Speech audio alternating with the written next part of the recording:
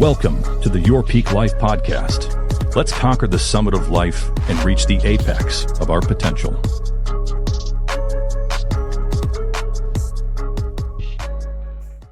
All right, everybody, welcome to another episode of Your Peak Life podcast. I go by DJ Julian Rivera, Do You Thing.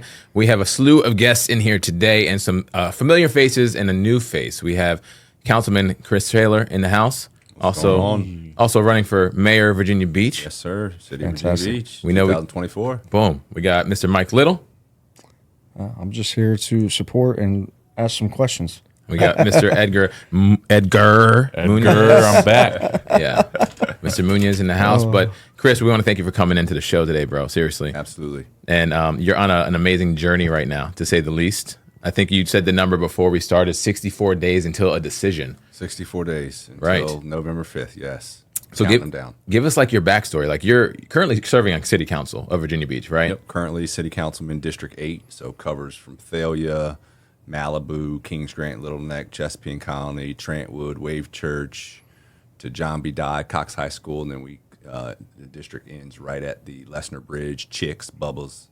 So a pretty high net worth in district. Great schools. We got the #1 school, Kingston Elementary School, in the state. A lot of business people, a lot of professionals, a lot of real estate individuals, and more importantly, a lot of young people. And that's why I ran for office in the first place, was I didn't see really any young people stepping up to run. Right. And I think that's troubling in a society if you just have one demographic and then it's nothing else. And so that was my motivation to shift being an entrepreneur and kind of focus on public service in my hometown. Gotcha. And you stepped on the city council. You won. You were elected into city council. What year again? 2022. 22. Okay, so you've been on there for 2 years, for lack of better words. I saw the percentage you won by, too, by the way. With 3 people. So I know. It was, I saw. Well, because, we had some questions. You were coming in today, and people said, what's his affiliation? I went and looked it up. You're independent, right? But he won that, by a landslide. I'll say it for you because you're going to be humble and be politically correct, Right. But, that's quite the performance for first time. I mean, yeah. What was that campaign like? Yeah. How did you get that accomplishment, It's interesting because I was running around that night thinking I had to get to 50%. I didn't know. I mean, yeah. And so I'm sitting here stressing, and I get a call, and they're like, yeah, your race is over at 7 o'clock. And I'm going, what do you mean? I'm at 41%. They go, dude, there's 2 other people in the race. This is done. And Yeah, so you were done at 34. yeah, so I didn't know, but it was interesting, and I'll kind of start just a little background. I'm born and raised in Virginia Beach. My family's been here 200 years.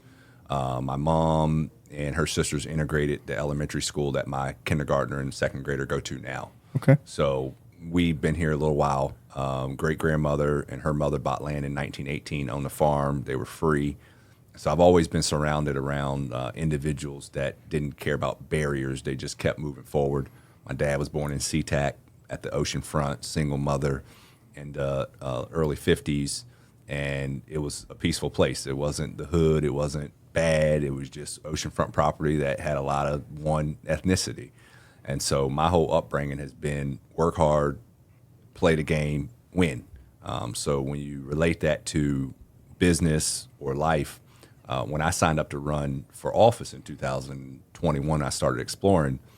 There was a gentleman, rest in peace, Louis Jones, on council, former vice mayor, former mayor, owner of Holloman Brown Funeral Homes. Yep. And first thing I did was I went and saw him. And he was a pretty intimidating cat. I mean, owns 11 funeral homes, vice mayor, been on council 20-some years. He's the reason we basically got drinking water in Virginia Beach. He helped negotiate that Lake Gaston deal. Wow.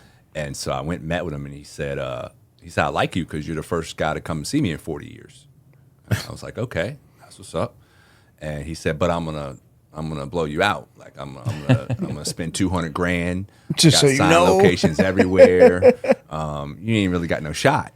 And he said, and I hope you got tough skin. And so I looked at him and I said, well, I just want to give you a little background. My great grandma, she lived to be 105, and she was a little girl running around the farm. and acting up one day, and her grandma, who lived to be over 100, full-blooded Indian, grabbed her up, took her to the wood pile, sharpened up the axe, put it to the back of her neck, and said, "We ain't gonna have no little demons running around here." I said, "I think I got tough skin. See you in November." And so, we have to, I think, whether you're peaking in your family, peaking in business, or peaking in politics, you have to have the confidence that when you step in that arena, that you have an ability to present your talents and you're going to win. And so I entered in. I didn't know he ended up passing away in June, right before the race. Oh, wow. But we had another Republican in the race, and then the Democrats went and recruited a former Navy captain who had a great career. He actually ended up, he went to school with my mom. Oh, wow. And at King's Grant. And so here I am with a guy that's a Navy captain in this Virginia Beach. Right. And I got a Republican woman that's a former fraud investigator that lives in Thalia, and she's got a following. And here I am kind of in the middle. And so what I did, I just focused on meeting the people, letting them know what I wanted to do, my goals, and that I was local and I wasn't going anywhere. And at the end of the day, it wasn't just the percentage or the margin. We ended up winning 14 out of 14 precincts. Wow. And so they couldn't pick off even one precinct. And that gave me the confidence that the strategy that we used, the campaign, it was effective. And I knew that's big for y'all because you can't be peaking and you're not effective. Correct. Or efficient. And so, but then it turned in from campaigning to now you got to govern. And it doesn't matter how good you are when you're doing something new. As I said, I was naive. I thought I needed 50%. Right. And so now it was focusing on how do I govern in a manner that is just as valuable as the campaign was. And so that's just a little bit of my background, but that was the campaign. And I didn't realize, but to the politicians, they saw something because, like I said, 14 out of 14, 42% with two people.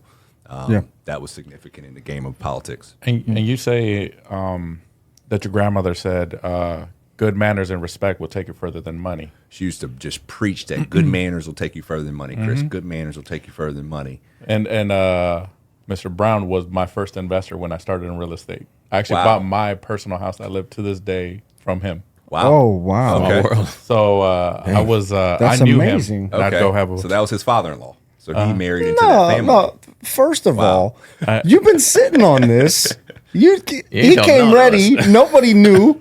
I love it. and That's cool. because I knew him personally in a different way, obviously from the business aspect, and it was just cut the check, right? Wow. We'd find That is a couple of lots to remodel and cut the check. You don't find that often in. No, it was, and he was about it. He was just like, here's $1 million, spend it. Wow. That's a peak.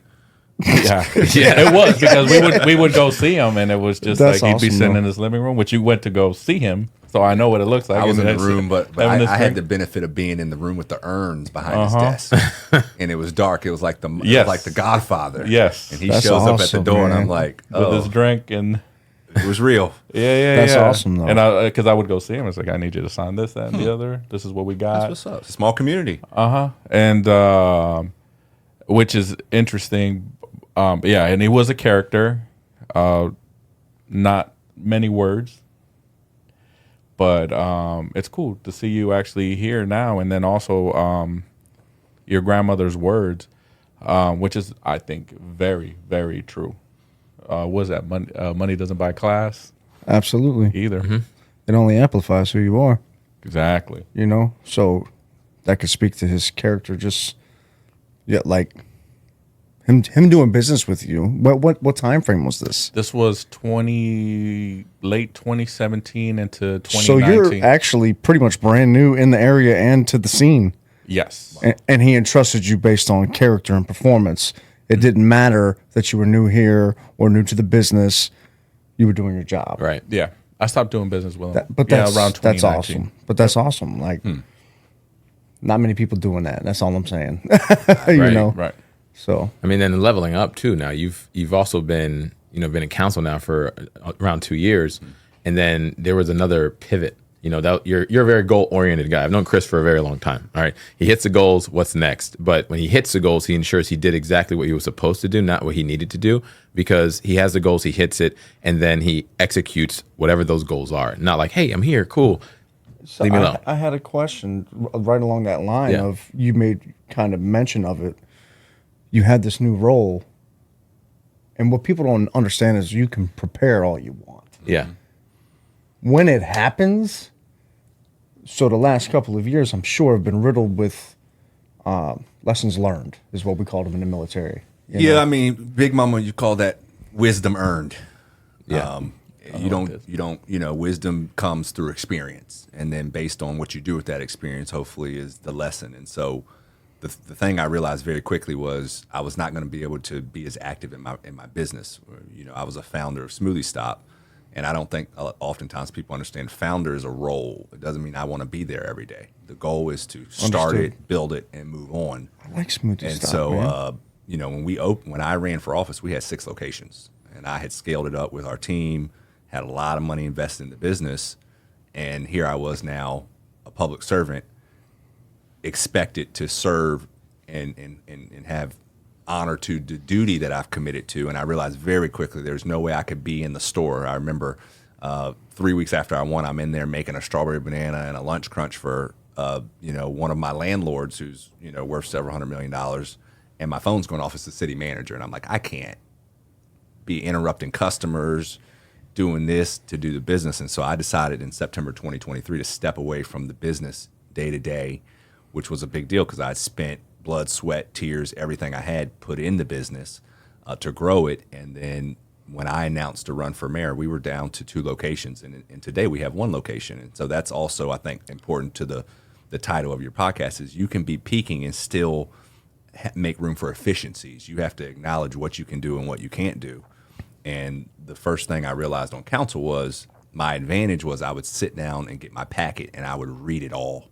And so when we got to the table, You were prepared. I oftentimes was one of the only ones that was prepared, and I knew what was coming at us versus trying to flip through the packet. You don't have time to go talk to staff when you're at the table. You don't have time when a constituent has a need to go figure it out. Facts. But that was consuming 4 or 5 hours at a time to sit down and read, a packet that's 200 pages.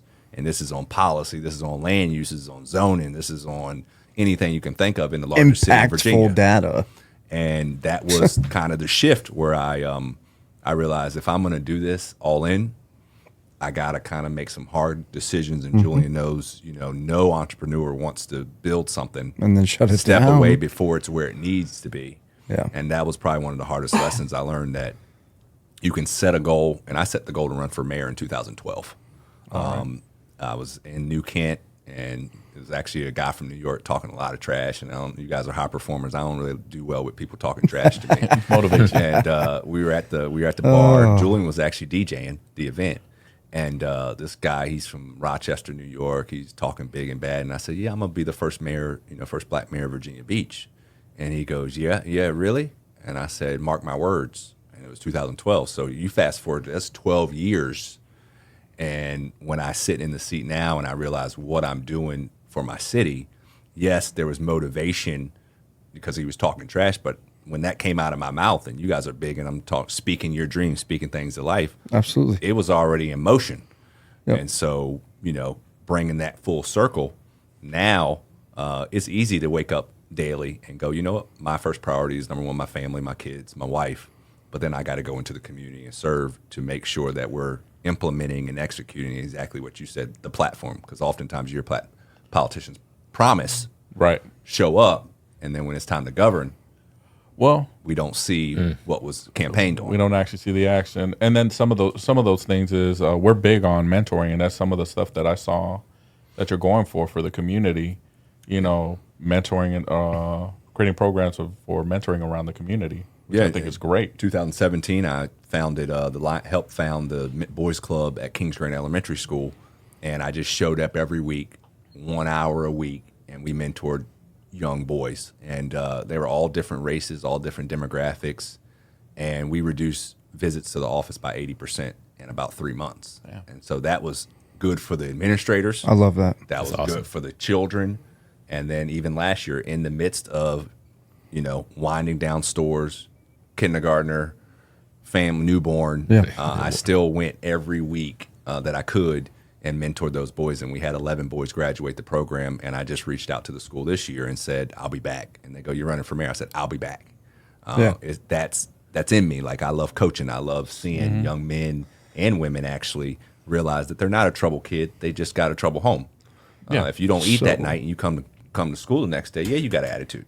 You know, so that's important for me. That hits home for me personally because I grew up very rough. So we call them at-risk youth instead of troubled. You know. Say where you were. So he understands it's not just Well, a troubled home. I mean, yeah. So I grew up in foster care. Okay. Ward to the state. My mother's file with the Commonwealth of Massachusetts was over 1,500 pages. She took me to meet my dad. He went to prison. Like, I just met him. Then he went to prison. So I was living with his ex-wife and their kids. So I say all that to say that you're right.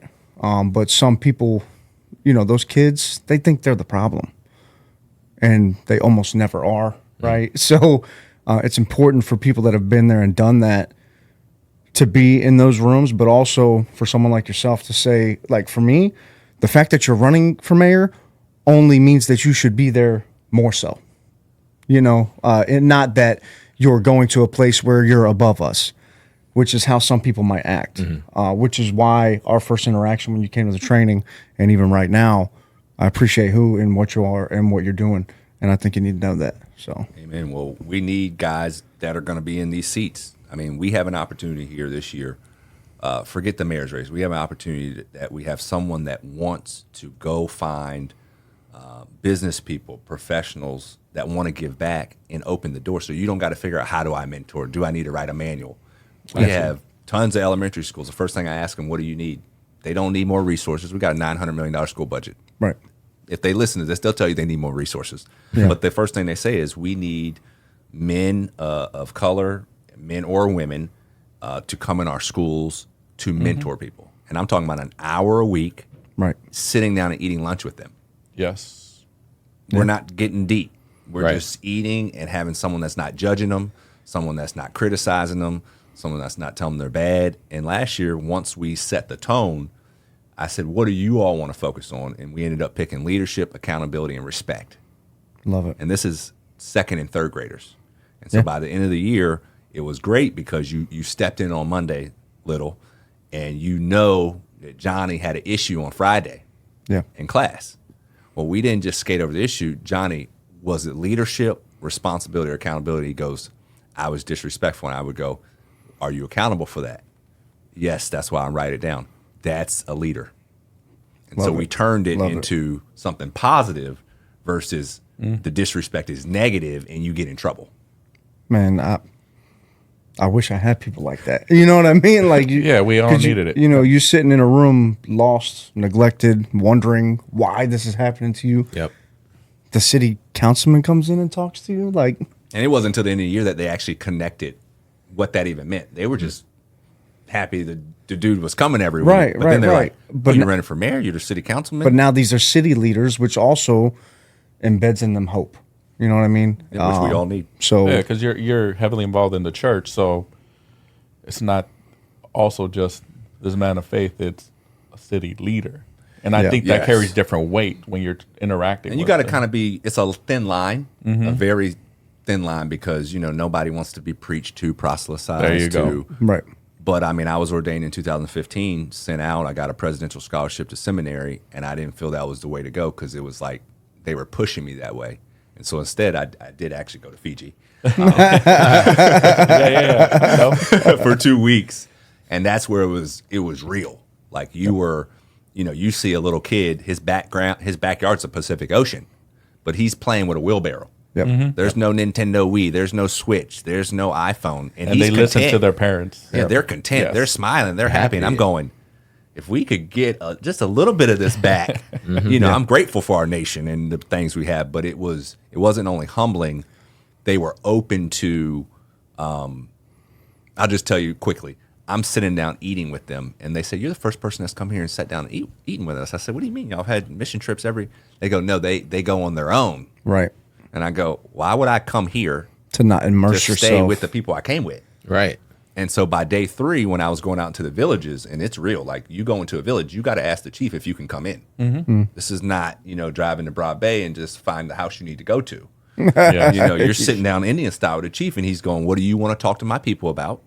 Why And are you there here? was 2 villages that told me, kindly leave.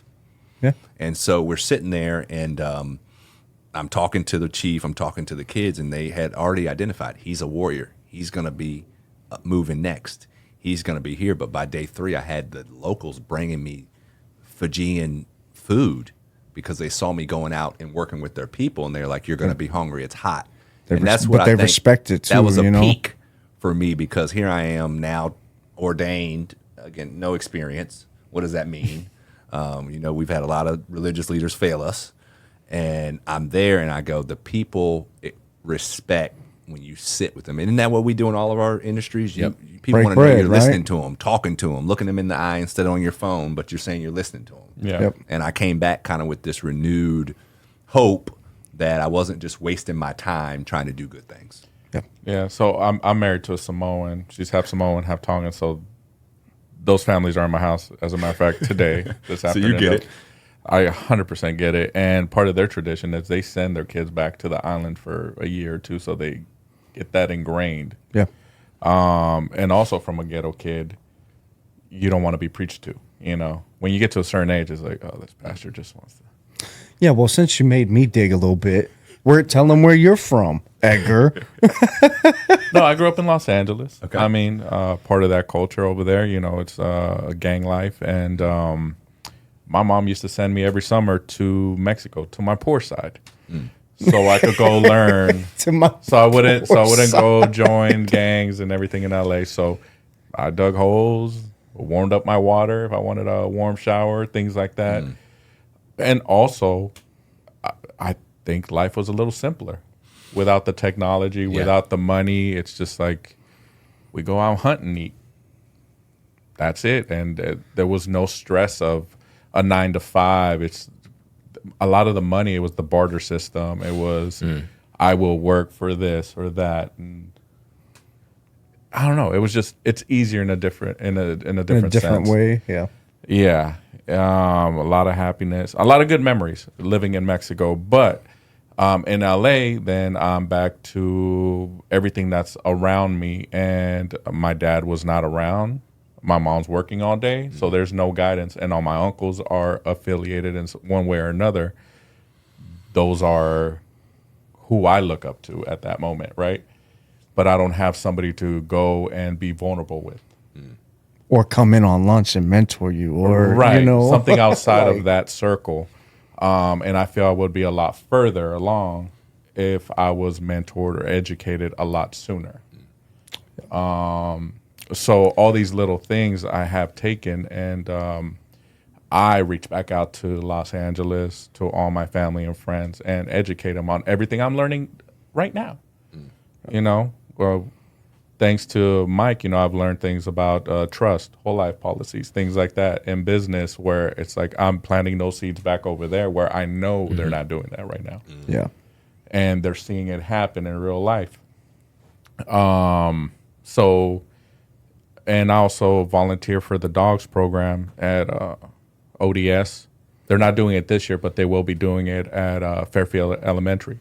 So that's me as a grown-up man, businessman, coming in, being that father figure for a lot of those children. I don't speak on that, but that is something that is necessary for those kids that may not have a father in their life. And y'all, if you've looked at my platform, it's community. Yeah, absolutely. Everything we're talking about is 100%. community. Mentoring, volunteering. As long as you're giving back and putting something. And like I said, I got a lot of respect for Julian.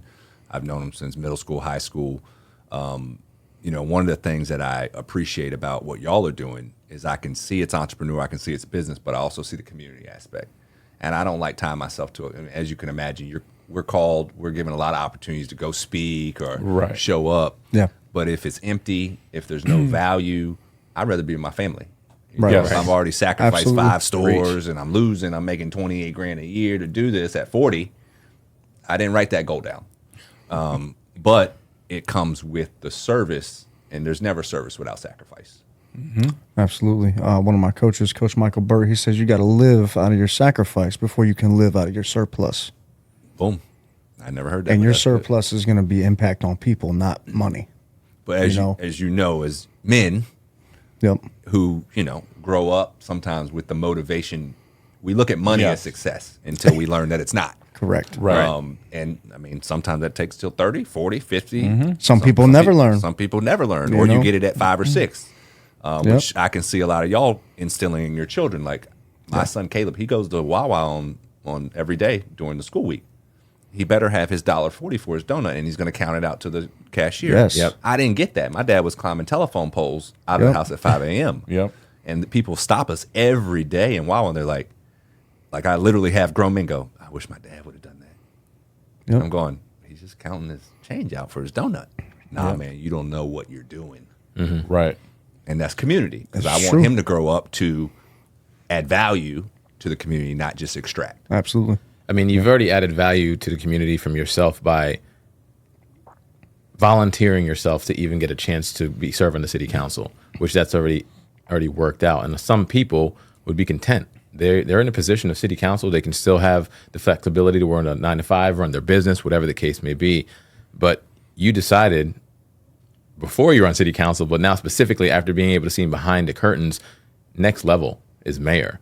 And that's what your goal is for 2024, is to become mayor of Virginia Beach, your hometown. Absolutely. And what was that pivoting point, though, that made you really think? Now, I know you said that back in 2012, I'm going to do it, but then you got on city council, and then there had to be something that just made you say, you know what, this is the year I'm going to do it. I'm not going to wait till 2026, 28, 30 or whatever. This is the year. So I kind of liken it, because I know we got I think a real estate crowd, but I know there's business people. So think about, you all here, you see a market trend.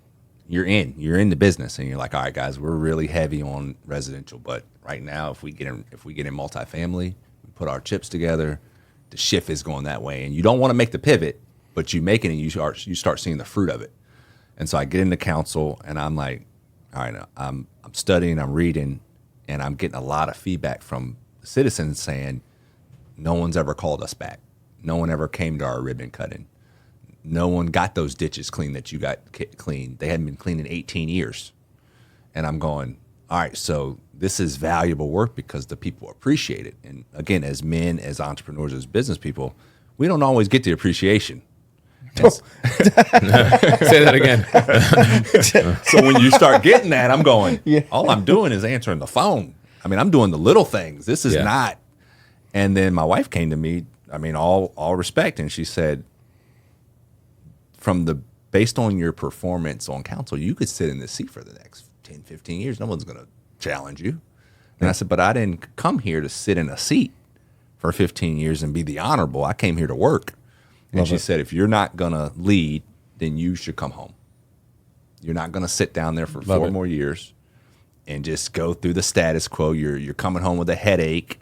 You're not complaining, but you're telling me what's going on, and you have the ability to impact and change it, because our mayor is equal to the council members. The only difference is you set the agenda.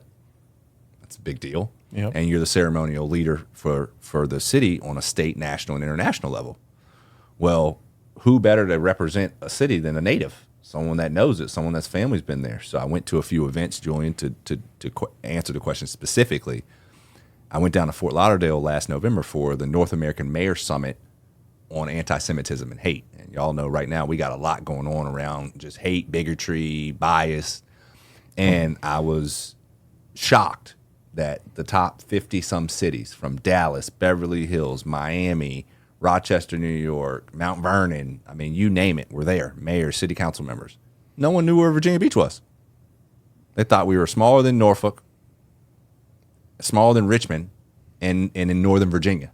And I'm going, like, y'all, you don't know Iron Valley? Right. Y'all don't know us? And they were like, what are y'all ain't doing nothing. And I'm like, That's horrible, we need a man. leader that's going to actually get out of the city, go meet with other executives, because the mayors are executives. Right. And I realized for the past 20 years, our mayors not necessarily been content, but they haven't left the city. They haven't gone to Washington. They haven't worked with our federal leaders. They haven't got those resources here. And it's because sometimes we feel like if we're the biggest and the largest and we got things flowing, we don't need to go collaborate. We don't need to go look at anybody doing better than us. Man. And that was the pivot. Go ahead, man. That was the pivotal moment. It's just in line, like, with my career personally. We got to a certain point here in the local market, and it was like, nobody here wants to help me. I'm very aware of that. And it's okay, by the way. I travel. You know what I'm saying? So, but I started doing different things, going to Michigan, going to Texas, going to Arizona, and hiring different coaches and just bringing everything back that we could. And now, you know, not even just me, but other people at the company go elsewhere and get coached and bring that training back. And then we stood up a training program with it. And now we allow agents that don't even work here to come get training for us at least one time. And, you know, that's valuable for them and us. But how can you grow something if you're not going where they're outperforming you? And I've been saying since I came here, which is December of 2005, I served in the Navy for 14 years before I did all this for the last 5 years. We're missing the mark. Where's the professional sports team? Number one. Number two, we are the East Coast San Diego. What is happening? There's 16 military installations within 30 miles. So I'm with you. I agree with you. And it's crazy because Virginia Beach is always on that top 10 list of best ran cities in the country. Yes. So if we're on that list, how do these other people on that list not even know who we are? Right. Yeah. I mean, you look at the key issues like affordable housing. You know, look at the homelessness, some of the things going on. My first 30 days in, I told the manager I want to be on the phone with Jacksonville and Charlotte because they both stood up affordable housing departments. What did they do? Well, one of them started a housing trust, land trust. So you put a little bit away. If a property comes up on the corner, the city buys it. Then you can start building an inventory, and then we have a zoning department that, as counselors and staff, can influence rezoning, and then so, you can. But we haven't done that. We've depended on developers to do good. And again, I don't know about y'all, but I know developers' goals to make money. Yes. Making money is doing good. Right. That doesn't solve the problem. And so again, being at that conference, and I'm going, all right, there's Mayor Suarez from Miami. I'm with the mayor of Fort Lauderdale, the council member. They weren't building a $150 million parking garage and event space called Atlantic Park. They were building a $750 million conference center addition with a brand new hotel at their port in Fort Lauderdale because all the business was coming in through the cruise ships. We got a convention center that's sitting empty half the time. We don't have a convention center hotel, and I'm telling them we're building a $330 million wave pool, and they said, "Aren't you across the street from the water, from the ocean?" But we think, a lot of leaders think this is a good idea. And I'm down here in Fort Lauderdale, and if y'all know, Fort Lauderdale got boats out back bigger than the house. Yeah, we rode through them. We were there. We know Fort Lauderdale. We were there right before you went there. Went there for the first time. So you realize maybe we got it good, we're doing well, but maybe there's some room to pivot. Grow. Well, it's 2024. That's the thing. Like, I'm glad you brought the convention center up because what have I been saying? I want to be the one to bring the first like actual sales, health and wealth, like real conference to the area, and I will. It's like I'm on stage 2 of probably about 5 stages, but that is going to happen. And as your next mayor, I'm gonna support it. Well, I appreciate that, but that convention center needs to be filled with thought leaders from around the world because Virginia Beach deserves it. You know, Las Vegas, Phoenix, Scottsdale, pick a city in Florida, Atlanta. Cali, all these places. You see wealth cons, you see growth days, you see, and then you wonder why people here are thinking so small because they're not around the people that are thinking huge. Right. And we have the places to bring those people in and do those things. Yeah. And it's just crazy to me. Like, for instance, a pro sports team. What is the holdup? Are you kidding me? Nobody wants to drive to DC to watch is it the Commanders now? So whatever they want to be I called. mean, really, think about like the most successful business venture in the history of this city, mark my words now, will be a professional sports team. Well, here's the let's go micro for a minute. Think about all of the youth sports we have here. Yeah. Now, we haven't, until this year on council, we hadn't invested in our Hampton Road soccer. We hadn't put any money in the Princess Anne Athletic Complex. So my best friend's Zach Baker. He's the head coach at Lynn Haven Middle School. Baseball, 4-time like city champs. We got a great name. Baseball is our probably biggest sport here. We have one full-size diamond. Now imagine Cal Ripken wants to come here. They want to do baseball camps. I mean, baseball is a more of a middle-class affluence. They're going to come. They're going to spin.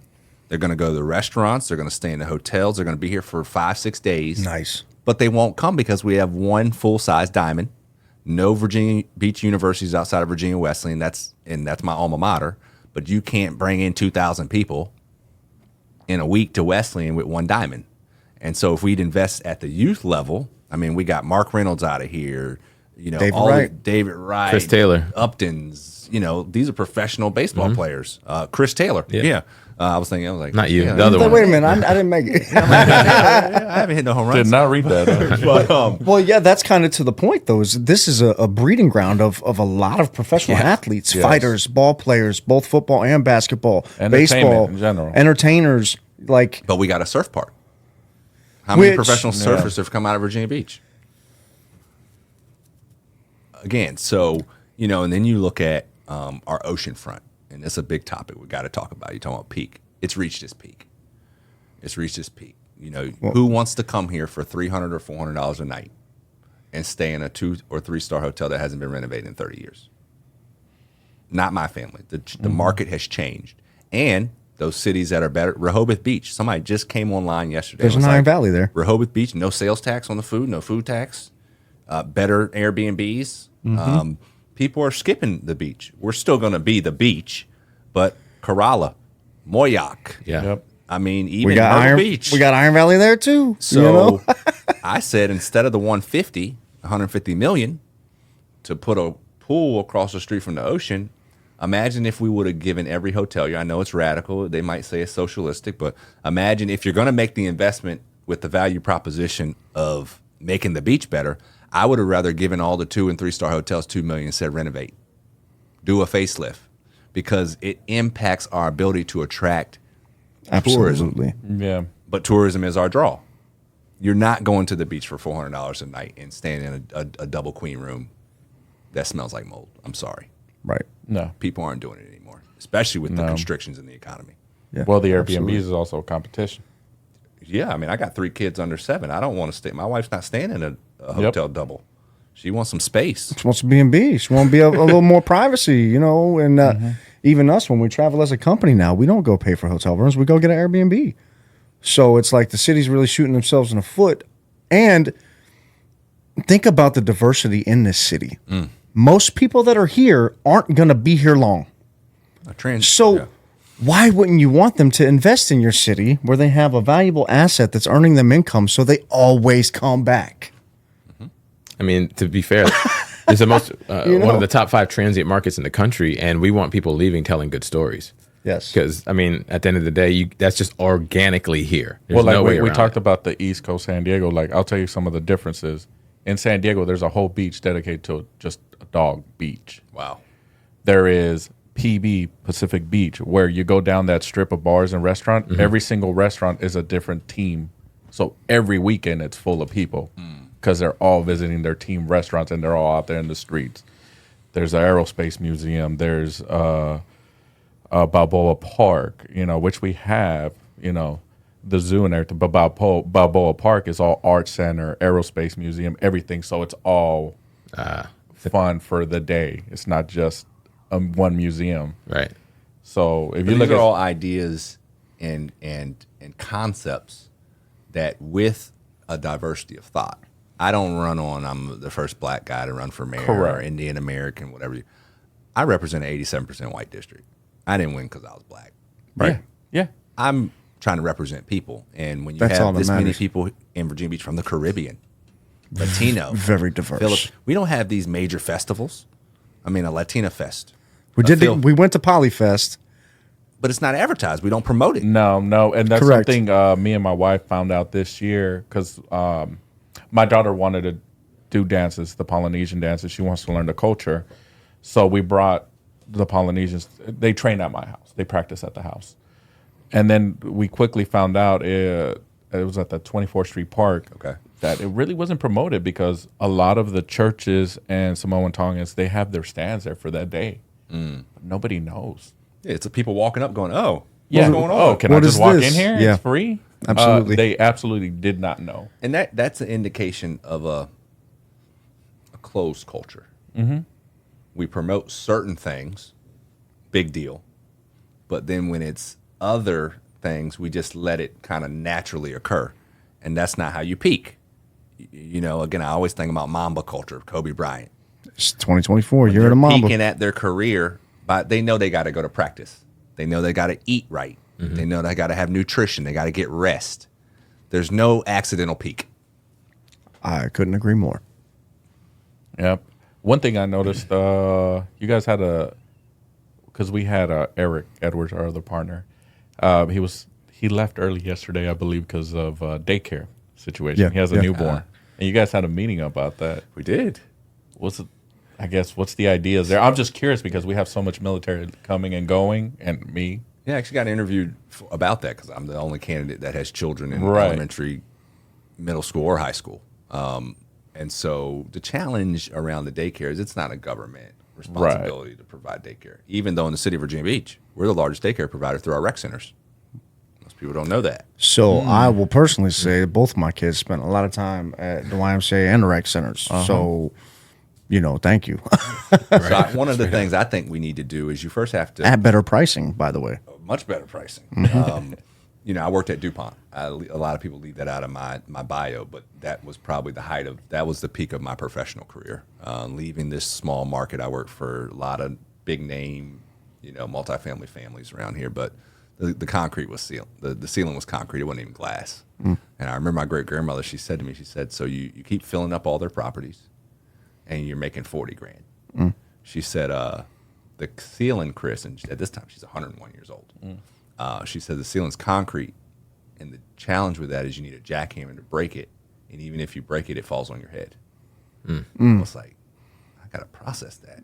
Even if I try to bust through this, I gotta hang out with grandma. I'm gonna get hurt. Great grandma. And so I ended up leaving and got recruited by a buddy of mine. He went to VMI, and he was working at DuPont. They had bought a local company. And I was kind of like, I don't have an engineering degree. I don't have an MBA. I mean, DuPont's, at that time, it was Fortune 100, still is, Yeah, huge 70,000 company. employees, Yeah. $28 billion a year. And I'm thinking I'm working at SL Nesbom, which is a great local company. But I'm going, this is a big deal. And they're going, our smallest business is 900 million, Chris. You're going to be all right. You can perform. Yeah. And I remember getting there. Now there's training, but there's an expectation as one of the oldest companies. When you go through orientation, you sign that whether you read the book or not, you're signing that you read it. Yeah. I'm like, okay, this is a different level of expectation. And so I started doing the same thing I did on city council. I'm going to just do my homework. I'm going to read. I'm going to get to know the product because I was in sales. And I realized, again, everybody was going to lunch, 2-hour lunches. I'm sitting at my desk smiling and dialing. I'm not making any money, but I'm starting to get invited on the road. Come see us. Show me what you got. And it was 28 months in, and great grandma was now 104, 2014. And I get recognized as the top 10% of salespeople in the globe for DuPont. And she comes to me and she says, you need to quit. I'm like, I'm at the peak. Talking about quit. She goes, you need to put your 2-week notice in. If you can do it for them, You can do it for you. you can do it for yourself. But I had a blue-collar father and mother. So we weren't getting taught entrepreneurship, go take risks. The risk was don't go to the job. Yeah. That was the risk. It wasn't go start a business. The risk is, you crazy boy, you're going to go start a business. You got a college degree, you better go to work. Yep. And so that was, again, a peak where I realized it's okay to leave when you're having success if you don't have peace. And I didn't have peace traveling 70 nights a year on the road. And so these are things that we don't hear young people talk about. But in my family, it's like if I don't have peace at home, I don't care how much money I got. If there's no quality of life, then it don't matter the car I'm driving. And so whoever's listening today, if your peak life is going to include peace. If it doesn't, you're not peaking.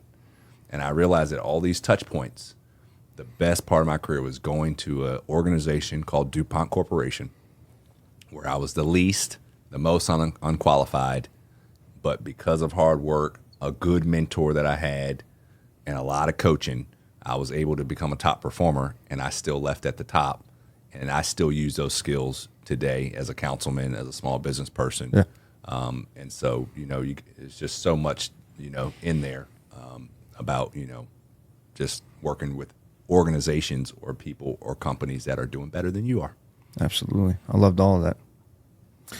Chris, you're running for mayor, Virginia Beach. That right there is a success in my book, and in my eyes, at least. But when you win, what are you gonna do, man? Like, what is the goals in a nutshell of what you're gonna do? Not necessarily from a city perspective, but what's the next level for Chris Taylor? Because you're leveling up every day. Can we add one piece? Yes. How can anybody help you in doing so? There you go. Impact that change. Well, I'm already getting outraised 10-1, but I like being the underdog. Put a sign up. 10-1. What do you mean? So if every dollar I raise, they raise 10. Okay. The guy I'm endorsing to replace me is getting outraised 58-1. Wow. So, put a sign up. Come to the website, Chris Taylor for VB Mayor.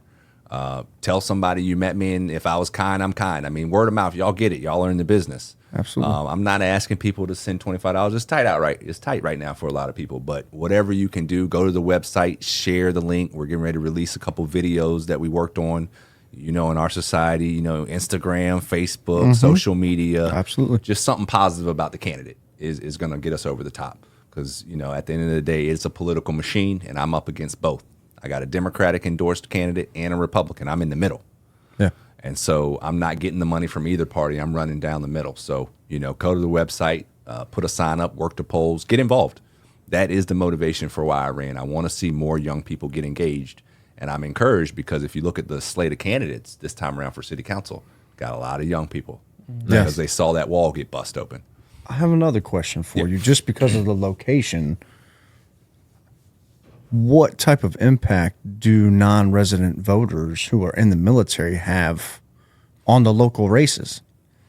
Not much, believe it or not. I mean, because you got what people don't realize is you got a lot of military or NATO, and they may have their mail-in ballot in Georgia. Right, They're not citizens; they're residents. So, as a when you talk about strategy, I have to make sure that when I'm outdoor knocking, I'm mailing, that I'm hitting voters. And so, ask your friend, are you registered to vote? I mean, I talk to people every day. They're like, man, I like you. I'm not registered. And I said, well, go get registered to vote. So that's why I brought it up. And this is coming from veterans. When we move, when we're uprooted and just dropped off somewhere, the first thing on our mind isn't how can I impact the local legislation? Right. Right? So Trying to get settled. Correct. So how do you all hit that target audience that, one, protects the very thing that you're doing, two, probably has thought-leading ability in all of those arenas, but three, they're not even casting a vote because they're not registered. It's a societal challenge. Right, right. I mean, my district produced 57% voter turnout in the city council race. Wow. And which resulted in a fifth of all the votes cast. That is impressive, but then that's also scary. Right. Because it's an 87%, it's a Caucasian district, and it's a affluent district. So it lines up with some of the generalizations and kind of stereotypes. Right. Whereas we're talking about diversification and impacting all people. So I feel good about I'm going to win District 8 again, right, which is going to be either 20% or more of the vote. Yeah. But I want to be in those communities because here's the challenge. When they have a need and they don't know who their representative is, and the representative is no longer representing their voice, now they're just doing what they want to do. Yeah. And that's not why you get elected. Right. You get elected for the people. When I get elected, the first thing we're going to do is open up City Hall to anybody and everyone. I'm going to have hours where the mayor's going to be in his office and you as a citizen can come in and talk to your mayor. That's a big deal. That's huge. In itself. Huge. Just Love if it. you don't have to be a special interest, you don't have to have the right watch, shoes, car. If you want to talk to your mayor, there's going to be a schedule. You can come in and set an appointment. That's getting back to the people. Number two, I'm going to lead with integrity. I'm tired of people saying they're going to do something, they don't do it. We can do better. And then third, the community is my focus. Every month, I'm going to get a bus, whether it's a church bus, a rental bus, and I'm going to get stakeholders in that community, and they're going to drive on that bus with me for a day, and they're going to show me their concerns in their community. Oh, you want begonias in the median, and there's no beautification in your part of the city? I want to see it. Because what that's going to do is it's going to show me the issues that people care about, and then I don't have to get along or kiss anybody's butt on council. If I'm in their community more than that representative, I'm going to say, look, they want flowers over here in Kempsville. They want this, and I was on a bus for a day with them, and they're tired of not hearing you, seeing you, and the people will have control. It's really up to the people right now. This is a year where if the people don't stand up, if the people don't let their voice be heard, you can't complain. I have one more. If you haven't noticed I yet, thought from this meeting was me our last podcast. time to now, my brain's always running. Okay, so if you're going to give anybody a breakdown, because here's another thing, as you find that it's ignorance equals fear. That's a quote from one of my other coaches, Kathy Schweitzer. Thank you. You have a lot of people, like you just said, that will complain and don't vote, or maybe they don't know how it works, and that's why they don't. So how do the local polls impact everything, right? Because a lot of people go vote for the president not realizing that it's your local polls that's The downline. actually Yeah, I call it impacting the your downline, yeah. impacting your life council the members, most, your right? Planning So commission. maybe just a little brief education, and we could put this on our platform just so whoever's watching us can understand, like, why aren't you voting explicitly locally?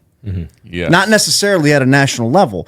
Where do you live, and what is happening there that you're complaining about every day?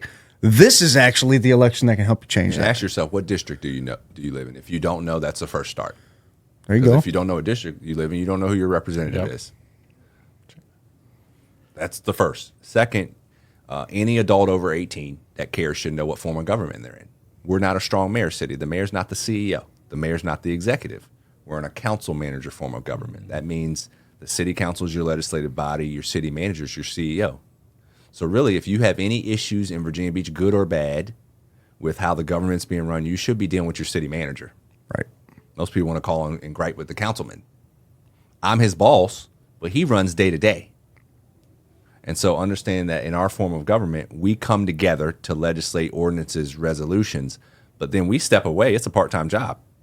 And our city manager's running day-to-day operations. So your staff, you should be, if your trash isn't getting picked up, you should have a concern with your public works director, not your councilman. I can't tell the staff what to do. I don't have that authority. Right. And so you got to know where you live, who's your representative, what form of government you're in, and then you got to get engaged, whether that's a civic league, whether that's just, going down to City Hall and going, all right, I want to talk to the treasurer. I don't like my real estate tax bill. I want to go meet Sue Cunningham, the director of real estate. Or we had a young lady last week. I felt really bad for this young woman. She signs a lease with the landlord. The landlord tells her she can do something in that space that she can't do. There needs to be a conditional use permit for that space. So now she's stuck. She's in a lease. Y'all already know the deal. You're not getting out of that lease without twisting some arms or a really good attorney. Yeah. And so now she's got a 3-year lease. She can't do what she wants to do. Which I would imagine impacted income or Absolutely. ability. Now, I mean, every day counts. Yep. And now she's before council. And I said to her, and some of my colleagues didn't like it, I said, let me just get this straight, ma'am. The mistakes you've made, is it because you're ignorant? And she says, sir, very ignorant. And I was like, wow. Like, for her to say that. Honesty, man. Like I mean, but we don't, I'm ignorant. I don't know nothing. And listening to her, I realized she needed a representative. She needed someone that could walk her through zoning, someone that could take her to the planning department, someone that could explain the process of getting a conditional use permit instead of someone saying, you got it wrong, you should have done your work, you should have known better, and now you're screwed. That's not good governance. That's not government. I agree. And so get involved. Go to planning commission meetings. Go to the real estate meetings. I mean, get involved. Whatever you're passionate about. Go to the school board if you got kids. And then come with your problems, your issues, but also a solution. And a perspective, right? A lot of people out here speaking on things they have no clue about. Zero. We were just reading it in a very public forum about our industry this morning that we choose not to comment in because only small minds discuss other people. Fair enough. But, leave that there. But I love everything you're saying. I just think it's important for whoever's watching this or listening to it to understand the difference and why it's important. And I think you did a great job explaining it. So Appreciate you. It's ironic. I go back and I've been here just as long as you have. I came down here when I was 2, so you've been here longer. But I'm basically local as they come. And I can remember like 2 mayors my entire life of living here. The one that's currently serving and then the other guy that I forgot his name, but if I see him, I know exactly what it is. Yep. Because he popped up as a memory on something I did 10 years ago that we were both there. Correct. Now it's like, it seems like perspective here. Oh, there's a mayor. He stays in their office forever. That's not the case. I know it's not, because there's always a voting. What is the period of voting? How often does that happen from a mayor perspective? And once you're in, is this something you continue to stay on and from a local level, or do you have aspirations to serve the state outside of the city of Virginia Beach? So no term limits in Virginia Beach. I think gubernatorial, our governor, only gets 4 years, got to go. You can take a break and come back, but no term limits in Virginia Beach. City council is staggered in terms of the seats that run, but your mayor's every 4 years. So last election was 2020, which was a presidential year, but we had COVID. Right. So a lot going on. My goal, I always tell people, is I want to go home at night, because I've been offered, why don't you run for this? Why don't you run for delegate? Why don't you do that? And I said, because I can't go home at night. I got 3 kids under 7. This is not about ambition right now. Again, I left a business that we were scaling to the point where we were getting ready to do some things. And so at this point, with the sacrifice and knowing the state of our local government, when successful in November, I'm going to serve as the mayor. And if everyone likes me, which will never happen, but if enough people in Virginia Beach want to reelect me, I'll do 4 more years. I'm done. Okay. I'm term limited myself. If you can't get anything done in 8 years, you probably need to move on. And even if you get something done in 8 years, you move on. LeBron won his 2 ships and was like, I want to go down to Miami. I mean, I won one. Now I want to go do something different. So I don't aspire to be a delegate or a state senator. I don't aspire to be a congressman or a U.S. senator. I want to be the mayor of Virginia Beach. You got to tackle that first. It's going to be a big deal. Virginia Beach and the place of the first landing, largest city in the Commonwealth, most populated, a 40-year-old at the helm that doesn't look like the rest of them. And when I say the rest of them is what we've had. Right. Again, I love everybody, but how do we have no representation for 61 years of something that's representative of our city? And so I think there's going to be doors open. I've already been invited back to a mayor summit. I'm not the mayor. So other leaders around the country are seeing the shift is young people getting involved that care. I think we could do a lot in terms of the next 4 years in our city, but I don't want to get ahead of myself and talk about 20 years from now. Right now, I'm just trying to make sure I get home at a good time today so my wife can take the kids to his birthday party. Right. I love it. I mean, Chris, you're as local as they come in, but we really appreciate you coming on the show today. We really do. You've explained your peak life. We have a question that we end with. What's the question that we typically end with the guests on the peak life concept? Well, the question that we usually end with is, do you have any questions that you have for us that we could potentially answer? Any one of us or all of us? I mean, ultimately, I spent so much time with my great-grandmother. I'm thankful of it. But she used to say, if you're not adding value, if you can't add value, then you'll never make friends. If your goal is to extract, and when I see this group, and again, I've known Julian for a while, I see a group of guys that are value-driven and trying to add something instead of extract. And so for me, when I look at your background and hear your background, I can understand LA's tough, rough. Foster, I can't even imagine. Can't empathize. Julian, I know your family. What was y'all's motivation to build something with the culture that you have? And that's a deep question. Is anybody can start a real estate company. I mean, it's not easy, but a lot of people do it. Yeah, But I see Yeah. y'all being intentional about the culture here. So I wish Eric was in here. When we decided to open a company, it was really like I've personally been in 4 different firms before I came here. Before I opened this, I guess. That's what was weird to say. Before I came here, like, oh no, you kind of started it. Yeah. But all we wanted was a place where agents could find support, be themselves, and still learn how to do their job. And if you look around, most companies don't afford any of that. They don't teach you how to do your job properly, number one. They don't treat you like they care, number two. A lot of them will feed people just to use it against them later and hold on to them and imprison them. And just none of that aligns with us. We didn't believe in paying big splits when all of our business was sphere of influence. We didn't believe in other people making you sign agreements to get money off leads that aren't even theirs and then acting like they own them. We didn't believe in lying about our moral code and values to attract people and then just take 60% or 70% or whatever, all this crazy stuff that's happening out there that we have firsthand knowledge of. You know, we have over 300 real estate professionals. You go through a lot of people opening 7 franchises and signing over 300 folks. And even today, as of this morning, people like bad-mouthing people that they've never met, never sat in a room with, never gotten educated on what they're speaking on. And we just don't, excuse my French, fuck with any of that.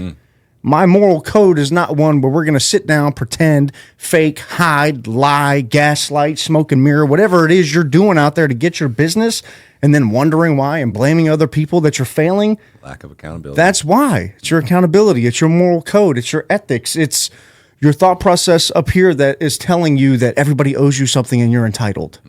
No, that's wrong. You have to earn it. And people will formulate these stories about how people are winning. But the truth is they're winning because they're good people. They're working harder. Like, I'm not saying that everybody that's in a certain position is a genuine good person, because some people have things aligned in certain ways. But most people that built something from nothing are successful because they're just good, genuine humans. And that's all we wanted, was to surround ourselves with people that could be themselves, be successful, work as a team, don't screw people over, be fair, actually give a shit. You know what I mean? Like, basics. Yeah, I mean, really. And if you look at the wall on your way out, you've probably seen it. That's why we chose this brand and opened this brand. Independence, fearlessness, humility, ingenuity, integrity. Those are the company core values. And we added one for the local branch, authenticity. Because people are always like, damn, you get the same mic no matter where we're at. Yes, and you should. Thanks. Especially like... do for one, do for all. That's a Jeff Glover shirt from Glover U. It's one of the places that I coach at. That's where it's like, I believe that. And that doesn't mean that everyone gets the same thing. That means that everyone gets the same opportunity. That's good. Whether or not you take advantage of it is on you. And I believe that we provide opportunity in the fashion that we wish we would have had it. And that's why we did it that way. You know, we're also 100% veteran owned. You know, we do things that people don't even talk about. We're SkillBridge approved with the Department of the Navy. SkillBridge is a huge program. We take veterans and help them transition out of the service. Why? Because we live that life. We know that it can be difficult. We know that getting into real estate can be rough, and you probably need to learn a few things before you think you're just going to get paid. We do suicide awareness every year on Veterans Day, right? Raise funds for a nonprofit. We don't have to do that. We want to do that. We love doing that. You see what I mean? So it's just different. We're doing a car show tomorrow. Not for any other reason other than we love classic cars. It's not a flex. Like, it's because one of our agents' father runs the car club and we respect them. Okay. And we have a couple classic cars. So we're like, hey, we'll come out. It's in Norfolk, the most highly populated military city in the world. So what we do, we press the little challenge coin. His wife got a connect that gets them made. The front's the car club. The back's Iron Valley. It's got the ethos on there. You know, it's just, to me, that's giving back to the community. Supporting somebody local. Gassing up something local. Bringing veterans together in the community that they're not that educated in.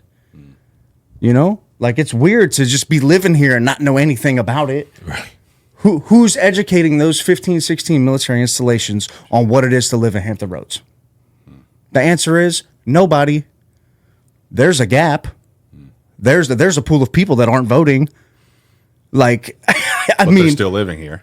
Correct. Yeah. So their lives are directly impacted. So if they were educated, which is why I had you answer those questions, now they can go back and say, well, we're going to be living here the next 3 years, 5 years, or, hey, I know I thought we were moving, but we've been here for 20 years, and every sailor's laughing once they see that. If these things are going to impact your entire life, why are you still registered back home? Minnesota. Yeah. You see what I'm saying? Yeah. So it's an education piece, and the people that are impacting you all's community in a fashion that isn't really being like zoned in on. All of your businesses here are successful because the government is right here by your side. So why are you not focused and targeted on actually helping those people instead of feeding off of them? That's good. Like Culture. all of those reasons are why I became an entrepreneur, so I could have a voice and a platform.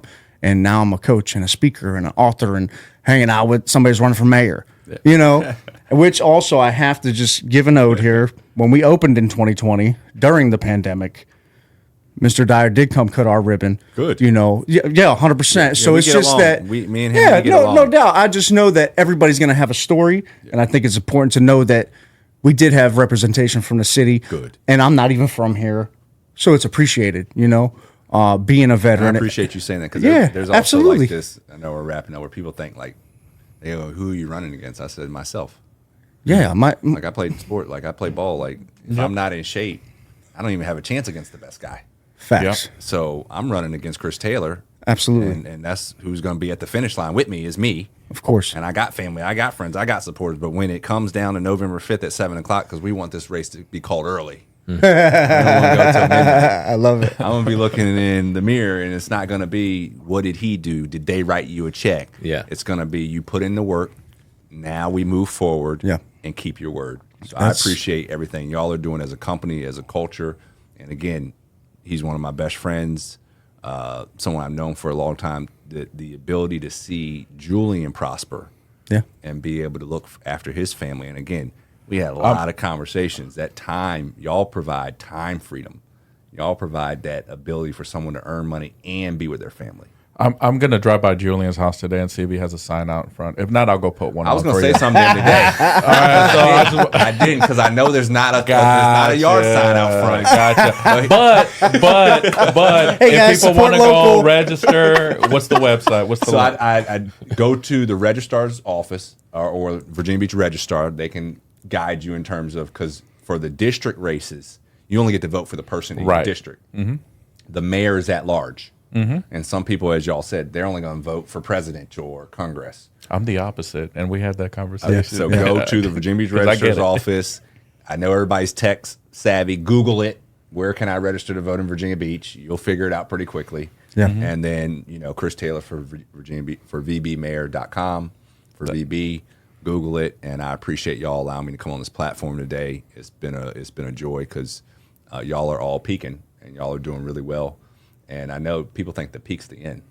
It's not. It's just the beginning. That's You know what you There's see? another. There's another mountaintop. right Yeah, behind it. we spun all this off of a training program, so I didn't know that. And I hadn't even looked over there. Yep. So, climb higher. You know what I'm saying? amen. Chris, what's the website again? Chris Taylor for VB.com. Got it. And social media? Instagram, Chris Taylor for VB. Gotcha. Facebook, Chris Taylor from Virginia Beach City Council. Because I believe that just because you're running for office don't mean you stop doing your job that you're currently in. I would have to agree with that as well. I still sell houses, so Chris Taylor's running for mayor of Virginia Beach, currently serving city council. Thank you again for coming today. Seriously, Thanks, y'all. This is Chris living a peak life for VB, 2 up, 2 down. You know what that is. Julian Rivera, Mike Little, Edgar Munoz, and Chris Taylor. Thank you. Till next time. Later. See ya.